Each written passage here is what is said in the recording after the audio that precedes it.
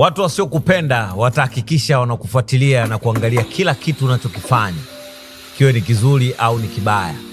Kwa hiyo kadri muda unavyozidi kufikiria kukata tamaa, fikiria kwamba kuna watu wasiokupenda. Kuna wale ambao walisema hautaweza kufanya chochote bila wao, na wakaondoka wakakuacha wakizani maisha yako yataangamia, yatapotea.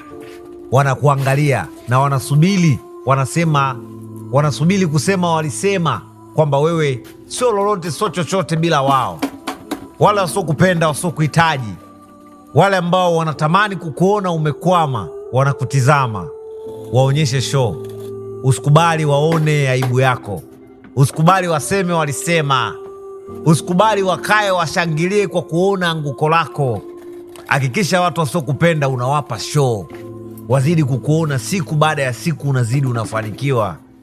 Wale ambao walikukataa, walikuacha, walikutelekeza,